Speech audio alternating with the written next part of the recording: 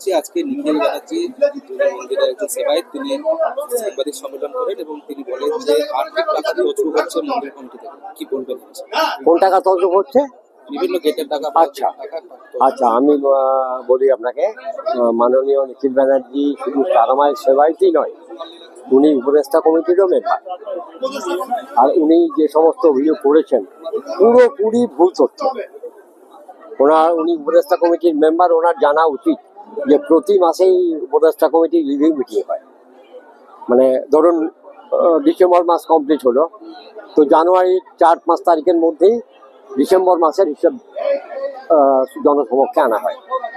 জনসমক্ষে বলতে আমাদের সেবায়তদের সামনে নিয়ে আসা হয় এবং সেটা আমরা ব্যাপক আকারে মিটিং ডেকে ওটা সবাইকে দেখায়।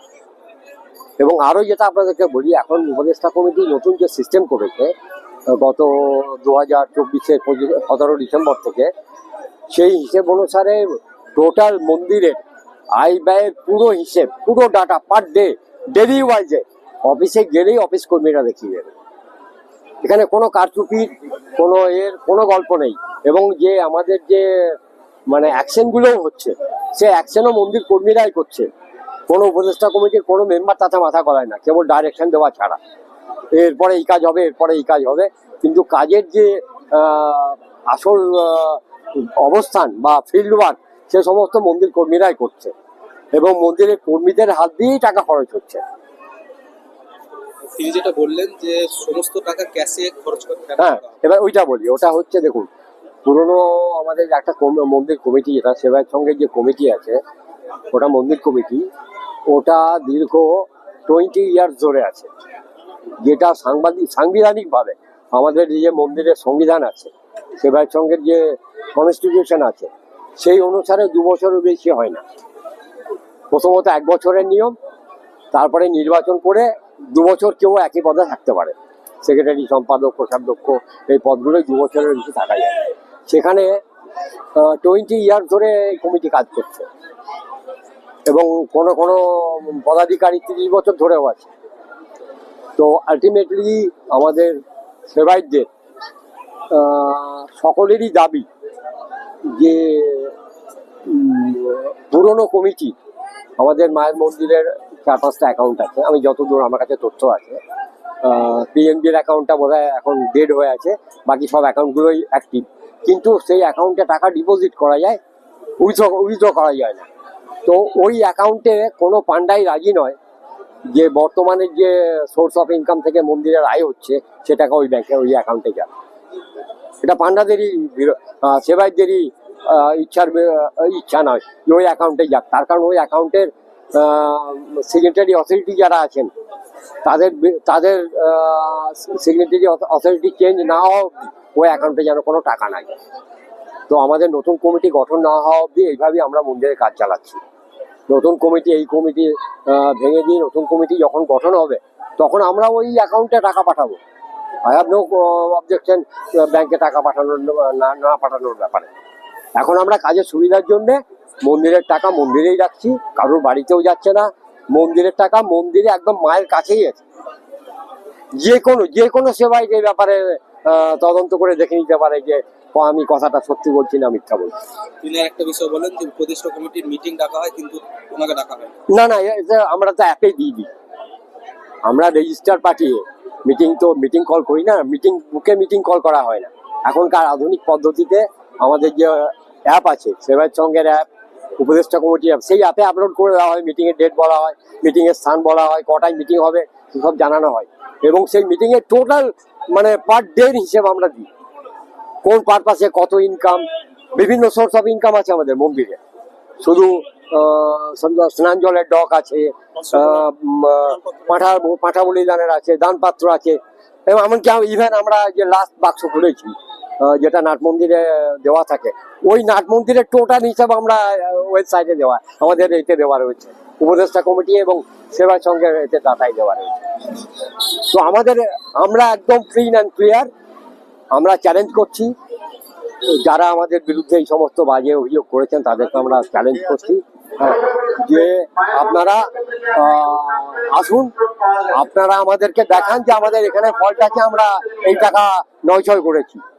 আর আমি আর একটা আবেদন রাখবো তাদের কাছে যারা আমাদের বিরুদ্ধে অভিযোগ করছে, গত 20 ইয়ার্সের মন্দির যারা চালিয়েছে তারা 20 ইয়ার্সের হিসেব দিই। গত 20 ইয়ার্স সভাপতি, সম্পাদকের এবং কোষাধ্যক্ষের বকলম অন্য একজন মন্দির চালিয়েছে, তার টোটাল হিসাব আমাদের চাই গত 20 ইয়ার্সের। আমরা 1 বছর হিসেব দিয়ে দেবো, প্রত্যেকটা দিনের পাই পয়সার হিসেব দেবো। তিনি আরেকটা অভিযোগ যেটা করেছেন যে মন্দির কমিটির মিটিং হচ্ছে টিআরডি অফিসে, সেটা কেন হবে সেই বিষয়ে? না, মন্দির কমিটির মিটিং টিআরডি অফিসে হচ্ছে, এটা ভুল কথা। মন্দির কমিটির মিটিং টিআরডি অফিসে একটাও হয়নি। আমাদের মাননীয় জেলা শাসক, পূর্বতন জেলা শাসক যিনি ছিলেন, এখন উনি বোধহয় ট্রান্সফার হয়ে গেছেন, উনি মন্দিরের আইন শৃঙ্খলা নিয়ে একটা মিটিং ডেকেছিলেন টিআরডিএতে। এছাড়া মন্দিরের যে মিটিং নিজস্ব, সে মিটিং আমাদের মধ্যে মন্দিরেই হয়, অভিযোগ করছে সব সব ভিত্তিহীন। কোনো কোনো কোনো কোনো তথ্য প্রমাণ দিতে বলুন না, আপনারা ওদের কাছ থেকে তথ্য প্রমাণ চান, তিনি মুখের কথাই তো হবে না। তিনি একটা অভিযোগ করেছেন এখন পর্যন্ত কোনো নতুন কোনো কমিটি গঠন হচ্ছে না, সভাপতি পদে কেন তারা বন্দ্যোপাধ্যায় থাকবে? এই হ্যাঁ, অভিযোগ তিনি করেছেন। সেটা তো আমাদেরও দাবি যে গত 20 ইয়ার্স ধরে এই কমিটি কাজ করছে, কেন করবে? এটা সংবিধানেই নেই।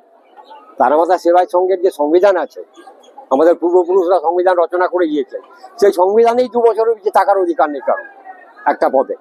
সেখানে সভাপতি, সম্পাদক দীর্ঘদিন ধরে আছে। আমাদেরও তো এই দাবি, আমরা তো চাইছি ইমিডিয়েট কমিটি গঠন করা হোক, এই কমিটি ভেঙে দিয়ে তারা ইস্তফা দিক, নতুন কমিটি গঠন হোক, এটা আমাদের বরাবরের দাবি। হ্যাঁ, এবং দেখুন আমি যেটা বললাম যে ওরা নামেই সম্পাদক আর প্রেসিডেন্ট ছিল, কাজ করেছে অন্যজন, তৃতীয় জন। হ্যাঁ, এবং যারা অভিযোগ করেছে তাদের লোকেই, তাদের লোকেরাই এই 20 বছর ধরে মন্দির চালিয়েছে। এবং এই যে আমরা এখন টাইটলি মন্দির চালাচ্ছি, প্রতিটি নয়া পয়সার হিসেব আছে, এতে তাদের কোনো স্বার্থের আঘাত লাগছে, তাদের সুবিধা হচ্ছে না, সেই জন্য এই সমস্ত অভিযোগ করছে।